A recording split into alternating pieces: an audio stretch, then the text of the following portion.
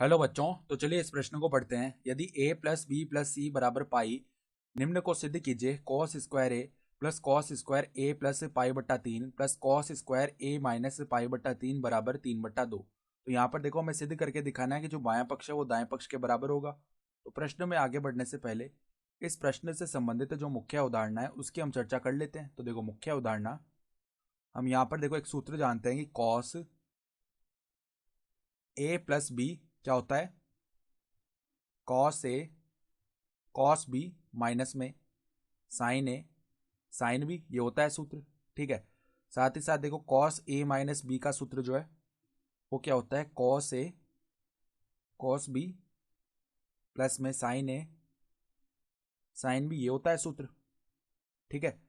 तो अब देखो यहां पर ये सूत्र लगा लेते हैं। पहले बायां पक्ष हम लिखते हैं। बायां पक्ष देखो क्या है, बायां पक्ष बराबर में पहले तो कॉस स्क्वायर ए है, फिर कॉस स्क्वायर ए प्लस में पाई बट्टा तीन है। तो इसको देखो हम ऐसे भी तो लिख सकते हैं, कॉस ए प्लस में पाई बट्टा तीन, इस पूरे का क्या है, ये स्क्वायर ही तो लिखा हुआ है, प्लस में कॉस ए माइनस पाई बट्टा तीन, इस पूरे का क्या है, स्क्वायर।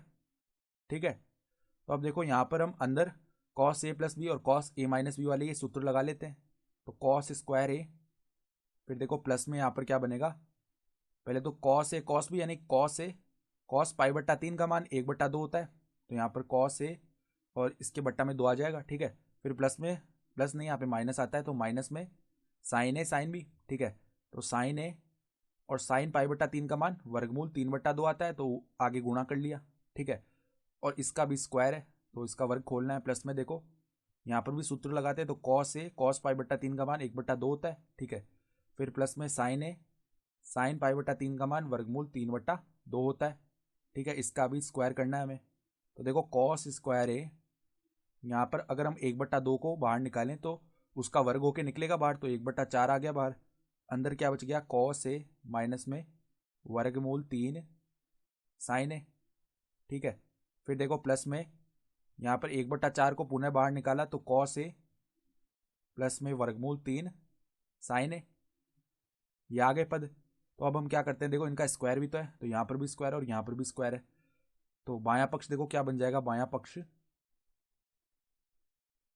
बराबर में कॉस स्क्वायर ए, अगर हम आगे वाले दो पदों में से हम एक बट्टा चार को बाहर निकाल लें और अंदर इनके वर्गों को खोल के इनको जोड़ लेते हैं। ठीक है। तो क्या बनेगा, देखो कॉस स्क्वायर ए प्लस में देखो यहाँ पे वर्गमूल तीन साइन ए का वर्ग करेंगे तो क्या बन जाएगा हमारे पास में, तीन साइन स्क्वायर ए। तो तीन साइन स्क्वायर ए प्लस में देखो, प्लस में यहाँ पर अब एक बट्टा चार तो बाहर ले लिया हमने, तो इसका भी वर्ग खोल लेते, तो कॉस स्क्वायर ए, पहले देखो यहाँ पर वर्ग खोला है तो दो ए बी वाला पद भी तो आएगा, तो दो वर्गमूल तीन कॉस ए साइन ए, पहले तो इसका ही हो गया। फिर हम प्लस में देखो आगे वाला पद है उसके लिए बात करते हैं। तो यहाँ पर देखो क्या बन जाएगा आगे वाले पद के लिए, पहले कॉस ए का वर्ग किया तो कॉस स्क्वायर ए, कॉस स्क्वायर ए, फिर देखो प्लस में यहाँ पर तीन साइन स्क्वायर ए। ठीक है। यहाँ पर देखो हमने गड़बड़ कर दी, यहाँ पे प्लस नहीं आएगा, यहाँ पे माइनस आएगा, क्योंकि ये ए माइनस बी के स्क्वायर की तरह खुल रहा है ना, तो यहाँ पर माइनस दो बी वाला पद आएगा। ठीक है।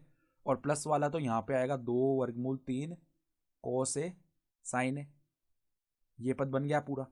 ठीक है।